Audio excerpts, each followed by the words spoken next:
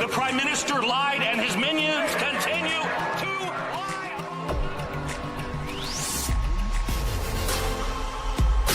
We need political change. But we also need to resolve to resist.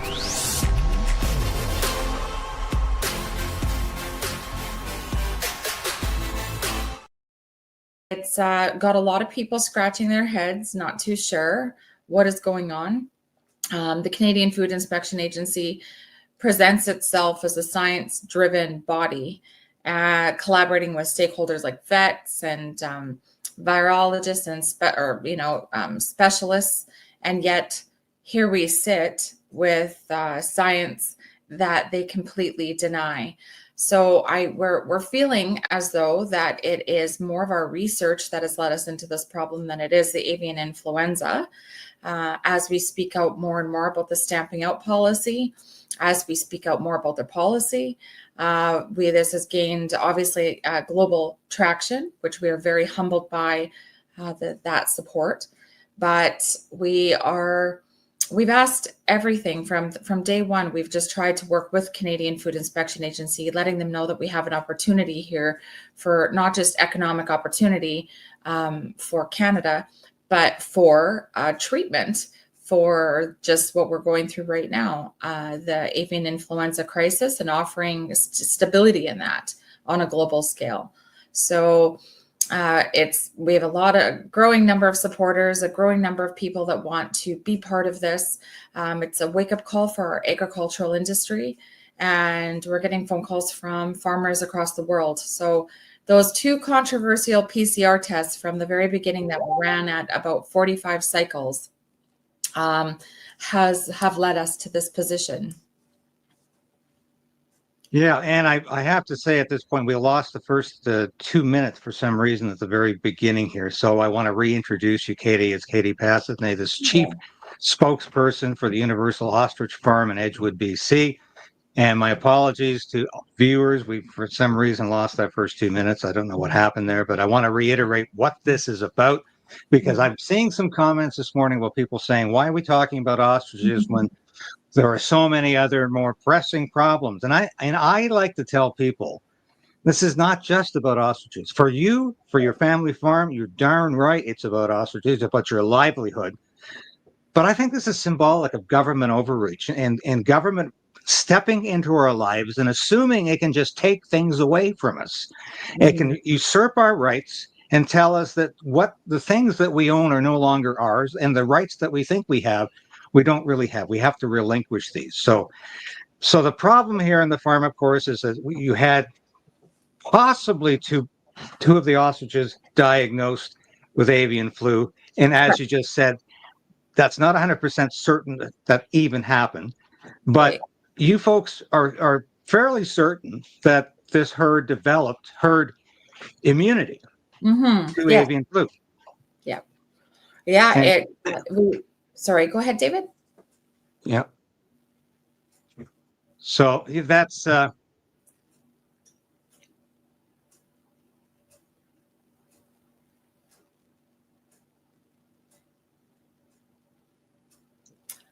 we go. Oh, there we go. Okay. I was like, how many ostriches are we talking? Is it 400 in the herd? Yeah, we're just under 400. We've had a couple that have been shot unnecessarily. It was super disappointing that we don't know who shot them, but we've had a couple deaths on the farm. So just under 400, and they're doing absolutely amazing and healthy. So we're 134 days healthy, natural herd immunity animals that we just had Jocelyn here, the young girl that was the one confirmed case in Canada. And that was a beautiful visit. She's a beautiful girl. She wanted to help save the ostriches. In this visit and in our relationship that we have developed, we learned that her blood is being taken for antibodies by the Canadian government. So how can the antibodies be recognized in a human, but there is no antibodies in animals? And we're stamping out natural immunity, and it's gonna lead us to catastrophic failure in the system here down the road. Yes, well, it would certainly seem to be that way. What In terms of the economic cost here, if you're forced to, I hate to use the word cull, but if you're Yeah. forced to eradicate all of these birds, what's the cost going to be to the farm? It's everything. We lose everything at that point. There is no rebuilding. The genetic diversity that we have here, the decades of birds. Our oldest bird here being ostrich, being 34 years old, would be the loss of two livelihoods, income. It would be something that people say, why don't you just cull them and just restart or repopulate? It doesn't work that way with the animals that we've grown up with. I've grown up with them. They've grown up with me. They've been touched by my mother's hands every day of their life, and there is no rebuilding that. So it would be a total loss. I keep saying too, this is where we run into the problem, and where the wake up call is for our agricultural industry is we have our farmers that are getting called. The animals are getting called. They repopulate. They might do this once. They might do it twice. And then the farmers are getting tired. They don't want to repopulate. Who wants to see all their animals be destroyed and slaughtered time and time again? So our farmers they're getting out of the industry. So we're putting our food security at risk. We're losing our genetic diversity. We are not using the science that they say that is part of their is what they say they really specialize in, and they take into consideration. We have science here that could better safeguard human and animal health, and we're completely being shut out. So same thing, I always say the simple facts, and it really does resonate with some people. As long as we have avian or migratory birds in the world, we will never be avian influenza free. So the world chases avian influenza free status country to country. We haven't had that here in Canada for 3 years. To obtain that, Canada has to be avian influenza free for 28 days. We are never going to be avian influenza free as long as we have ducks and geese. So why are we killing off our farmers? And it is a huge wake up call for all of us. So we would be allowed to kill all of our almost 400 ostriches. They wanted us at the very beginning, they said, by our own hands, kill them and bury them back in our hayfield.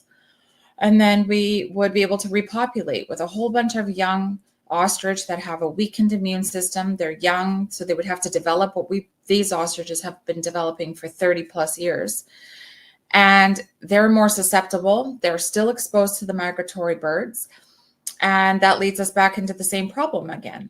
So we've been offering a handshake to the Canadian Food Inspection Agency, saying we could use our antibody research, which is all natural, to work with wildlife and work with our agricultural sector. So in our commercial poultry facilities, we could be fogging commercial poultry barns with antibodies and enhancing the natural immunity, which is herd immunity. And we could start to see a stabilization in this crisis, again, met with resistance. Even with RFK Jr.'s wonderful letter that he wrote to our federal government and President Paul McKinnon, that is being met with resistance. Because again, when this all started, it started out all about our trading partner policies and what we're protecting. And here we are with our largest trading partners saying, we want to collaborate with Canada. We want to use this research. We want to use the science. And now that's not good enough. Now it's shifted to the public health and safety. Now it's shifted to the food security in Canada, and that this slaughter will go on and without no notice. So the cost of one ostrich is approximately what? How many?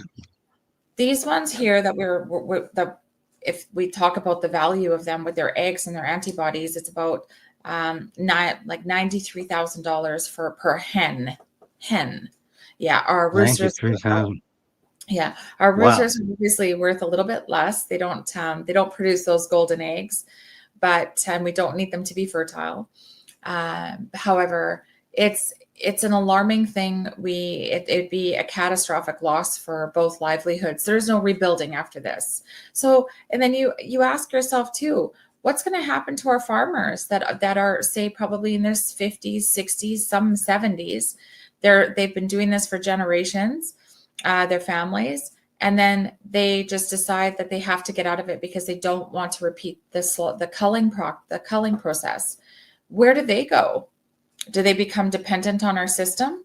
What do they do now when this was and is their everything?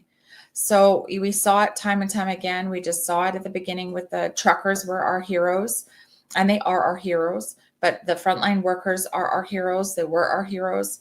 And then now, and then they were quickly villainized by our government through COVID-19 and the vaccination process. And now we have opportunity here with our farmers. They are our heroes. They've been a backbone of our country for decades and generations, offering nutritional food supply for all of our families and security for generations to come. And we are seeing our heroes now become, they're becoming the fallen ones. And we're trying to protect that at all costs, that we're not going to make the same mistakes that we made back then. And we have that opportunity here with all the people across the world, and the momentum and the traction and the awareness that this has developed to make that change coming all together. Yeah, it seems to me the federal government and provincial governments across Canada take farmers for granted, to say the least, and they think they can completely interfere with their livelihood and there won't be consequences. I think of, for instance, the access to fertilizer that farmers are having trouble with. Canola farmers are being hit by a tariff from China. And a lot of them are really suffering. But of course, the government doesn't care at all. And just as they didn't care about how the carbon tax was absolutely affecting farmers in a huge way. Yeah. And I always think that authoritarian states, totalitarian states always go after farmers, and they think they have a right to do so. Of course, the consequences could be severe in terms of our food shortages that are coming. Not to mention the fact that we will not be able to export food as we have in the past. But I'll get to the breaking news here because I should have got to this sooner. But I understand we spoke offline earlier that the RCMP liaison called. Yeah. Last time we just made sure we told them, if you're coming for a wellness check, they call it, please let us know in advance, because we do have a lot of people here that are supporting us, and we are watching for the Canadian Food Inspection Agency has let us know that they're coming with no notice. So they called this morning and just let us know that they're coming for a wellness check today, nothing more. But this is the second time now in would be 2 weeks. So I have let everybody know here that they are coming, and they're really great. They're really kind, want to support, that they are trying to do their job. However, I have let them know too, and we had that discussion that, this is about your families too. This is about your children and your children's children having the right to sustainable, nutritional food supply that's going to last generations. What does that look like for you? And unfortunately, they said that they have a job to do, which is it's sad, because when you come here, you will very quickly see that we are a very humble, quiet group that has been growing, that just wants to see that the change be made and be heard. That these animals, once you come here and you see them, take pictures of them, and you look at them in their big, beautiful eyes, you see the world shining back at you.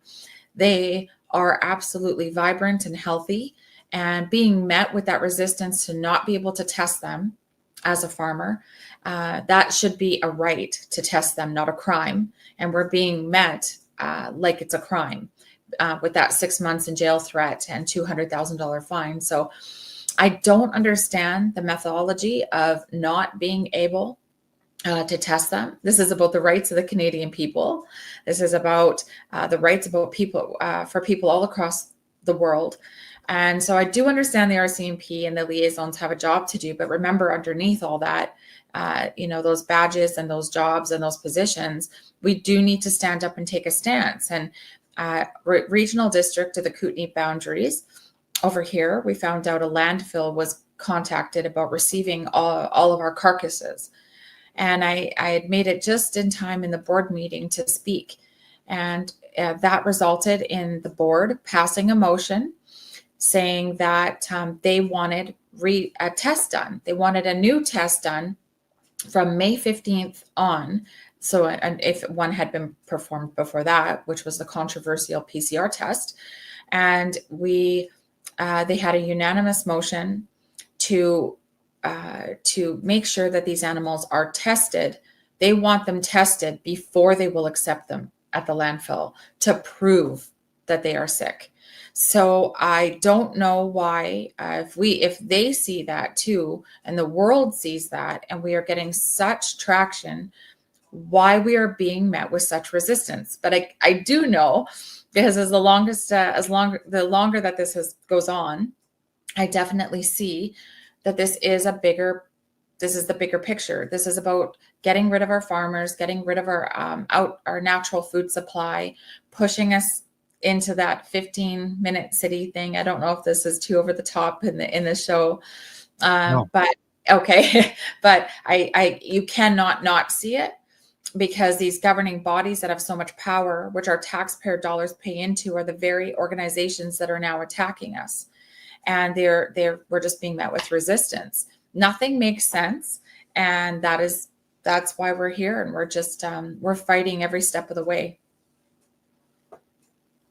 So what's it like thinking that the RCMP or the Canadian Food Inspection Agency can invade your property at any time?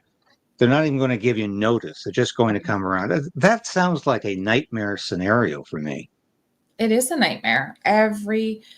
You've raised these animals for decades. They all have names.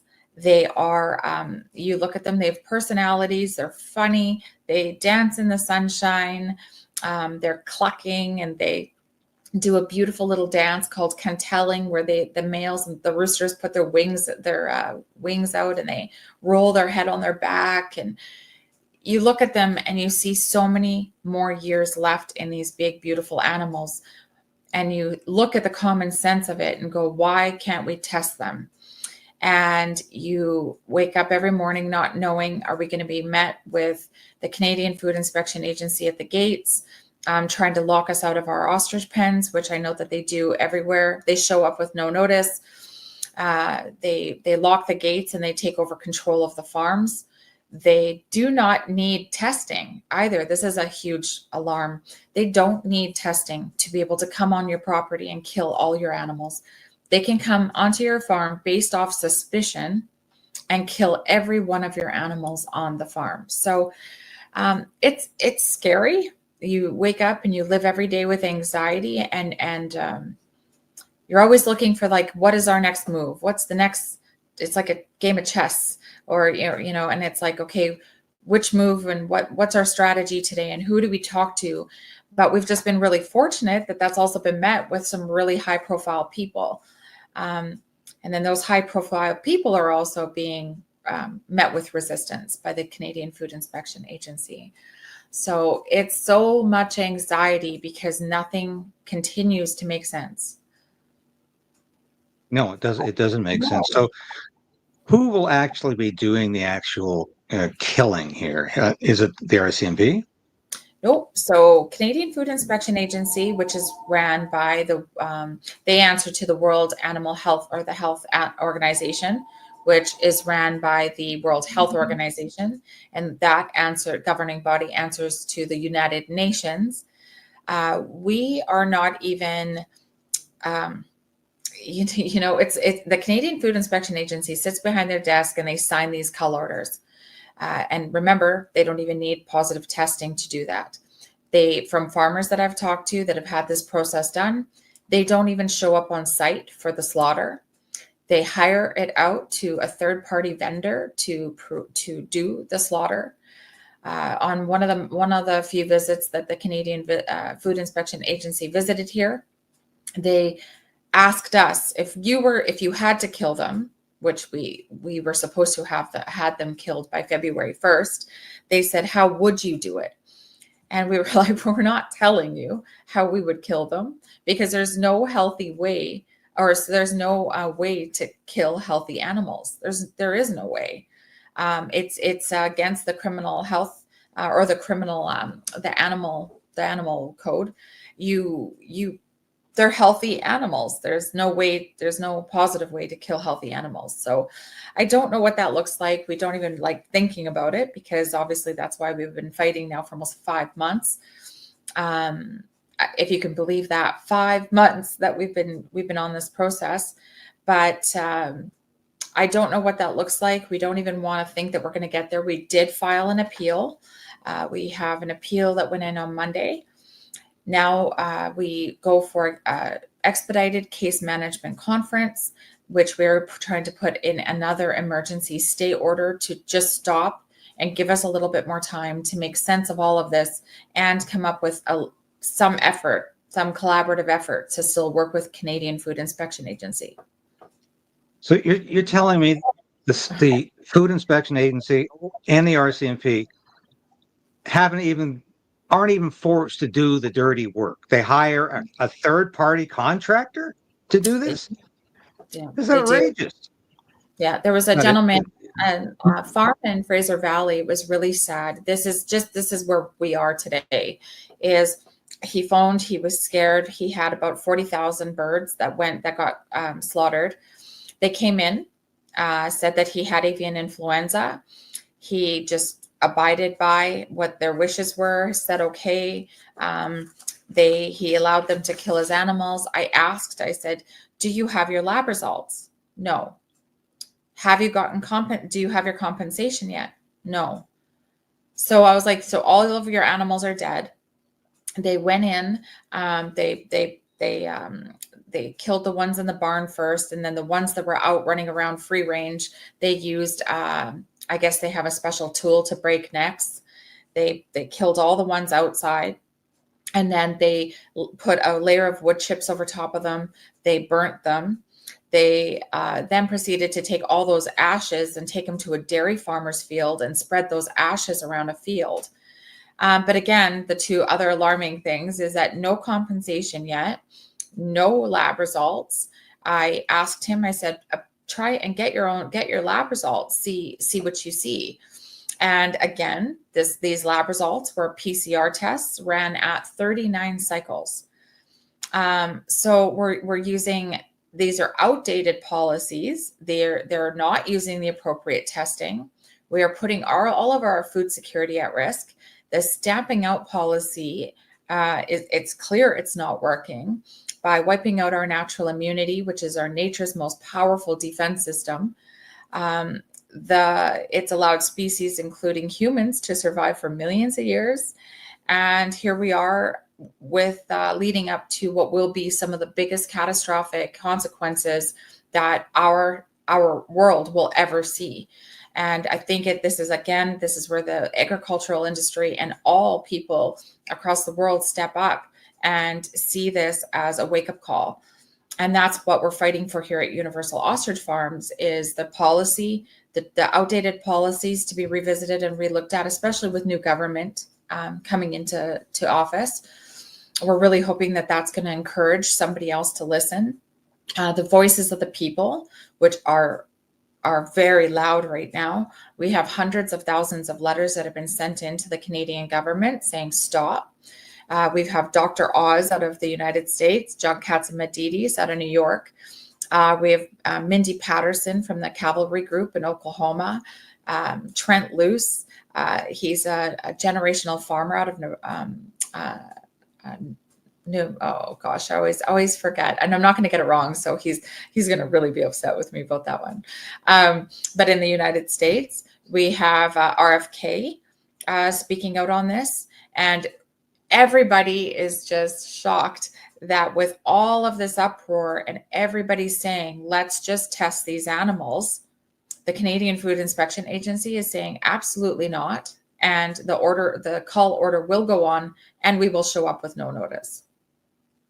Well, you mentioned Dr. Oz. I understand he's offered to relocate the birds. Is that feasible? Is that something you could do? No, it's not. We're under quarantine. So moving them would, we're trying to do this as legal as possible, work with the governing bodies that are in place that we should be able to use. And it is not possible. If it was, and if we could get some sort of, something could happen and that's the only way to save them, then absolutely we would take every opportunity. But right now we are just trying to make sense of this on a common sense level and try and get heard through our own government. We sit here with, it's the controversy has been going on now since December 31st.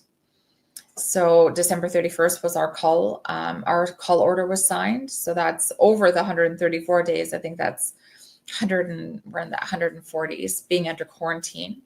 So it isn't, I'm so grateful that these people are phoning and these people with such a big name are trying to assist.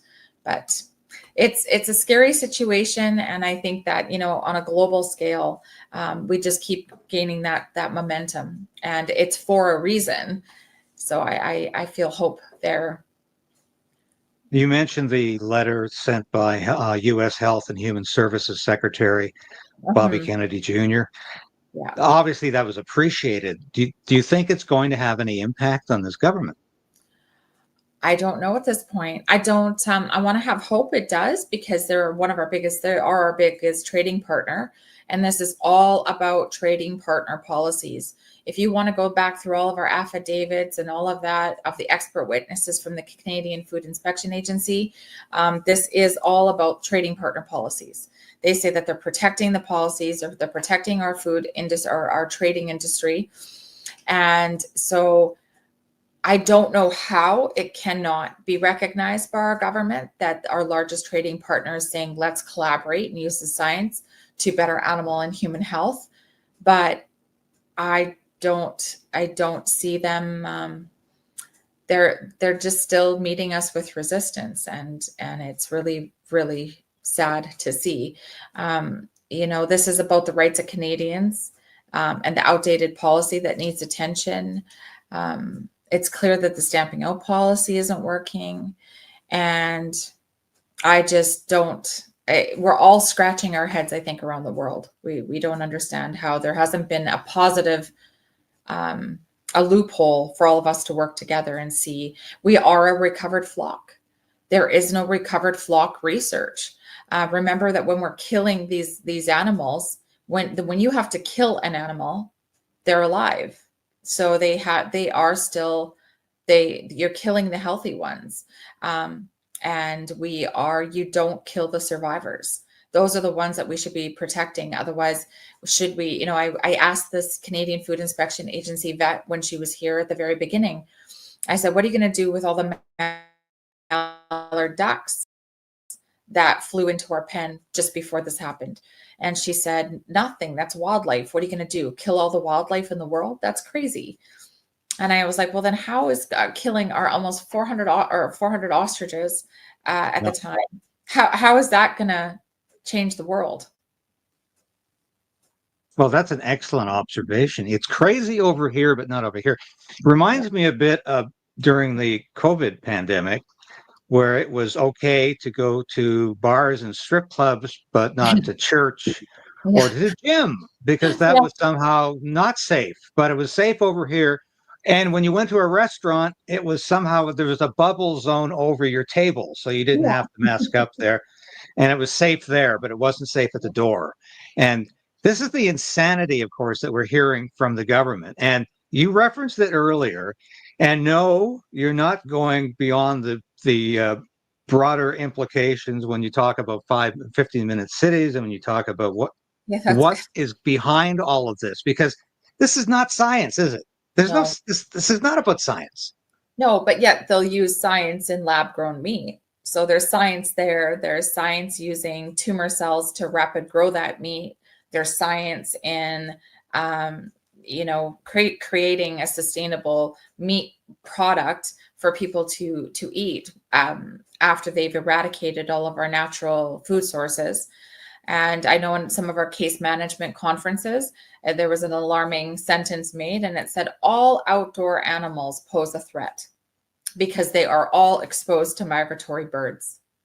So what does that look like for Canadians, for everybody through the United States, through Europe, through all across the world? What does that look like? Our farm put out an olive branch. Again, there has to be a middle body. You know, we have the Canadian Food Inspection Agency and the World Health Organization and United Nations, and then we have wildlife, but they're not talking. There's no collaboration between the two, saying how do we save the middle, which is the agricultural sector and our outdoor animals and our cattle and our pigs and our sheep, and our pets. Because you just remember in 2005, when avian influenza first started, they weren't just killing livestock, they were killing people's domestic pets. So we are knocking at the door of something that is super scary. And if we don't all get on the train together, we might as well all jump off, because we're not going to have a train to protect anymore. So they say science, you know, they pick and choose out of their policy when they want to use it, how they want to use it. And that's alarming as well. We've had such the government traction too. You know, we had the chance to go to the legislature. Thank you to Jordan Keeley out of the Northern Peace region. That was a really interesting experience. Met with Lana Poppin, explained our whole situation and what we offer here, that we offer groundbreaking technology that could help stabilize this crisis, put Canada on the map for it. And again, then about 3 hours after that meeting, we got got an email that our judge that overseen that judicial review of April 15th, 16th, he had a decision made. And that decision made, again, led us to this new open cull order, because he disputed each one or dismissed each one of our disputes. So this is, we're being met with such resistance that this should be a huge sounding alarm bell to all agricultural farmers. And we're getting calls from farmers around the world, like I said, that are scared. They're like, what do we do? What do we do when they show up? And we've said to them, start testing your own animals now. Start a log, start testing your own animals, protect yourself. We found ourselves in this situation, and along the legal journey, that landfill that was going to get the contract and accept our carcasses of our animals if we had not went to the board meeting, we found out that they were contacted about receiving a large volume of animals in November. Large body animals, large volume of animals, large body mass in November. That was a month before we even had contact with Canadian Food Inspection Agency or had symptoms. There's a lot of things that just don't feel right about this whole situation for our farm and people around the world that have been watching. And we're just fighting for transparency, clarity, and change. Well, you certainly are. And when I said this is not about science necessarily, it's about politics. This is politics again, just like the COVID mandates were about politics. It's about government control. Mm-hmm. The government is terrorizing you, and I think in a very literal sense, but not just you. They're sending a message out to Canadians that you have no rights when the government decides you have no rights. Yeah. And in this case, they haven't got a leg to stand on, basically, is what you're telling me this morning. There's no good reason to call this herd. No. And it's based on assumption. And it's based really, in the end, on politics. The government wants to show you who's boss. And this is what I think is most frightening about this. And that's the message I'm trying to communicate to the people who watch this show, and to small c conservatives, libertarians out there who are concerned about the encroachment of government in their lives. This could happen to you next. It's not just the ostriches. The government could decide you're unsafe and you have to be put away. You have to be isolated. And of course, we saw that during the COVID pandemic. We saw people in Australia literally put in concentration camps to isolate them, had their rights completely removed, all because of assumptions that were being made. And I have to be careful when I talk about the pandemic, because we're still not allowed to be completely transparent about that period. But this is about politics. This is about the government telling you who's boss. And I think this is so tragic to me. When you describe what potentially could happen here, I'm thinking this is beyond sad. This is just, it's shocking to me that we in a country like Canada, the government can invade your property, take away your property, take away living animals, and do away with them with a third party, wash their hands of this and say, well, it was all based on science. And it's absolutely frightening to me. And it plays into where we are going as a country with this Orwellian state where we're not allowed to question authority. We're not allowed to question the so-called science, which seems to change every day on the whims of the government. And I hope Bobby Kennedy's influence will have some positive effect here. I hope Dr. Oz's influence will have some positive effect. I hope there's going to be a dawning sanity with the federal government. But when this whole thing started, though, Katie, this avian flu, I said, oh no, here we go again. It's going to be another crisis. And do you think they're still trying to shape this into another pandemic, another crisis, so they can not only take away your birds, but take away our rights? And once again, proclaim lockdown. We're going back to lockdowns. We're going back to mandates because we have to protect you. Do you think that's possible with this? Absolutely. Absolutely. And that's what we're fighting for, is here we are protecting all of the animals, offering the olive branch. And if the word pandemic is being thrown around, which it is, and they've thrown it around the U.S. and the next possible pandemic of the avian influenza crisis, how are we not looking for a solution?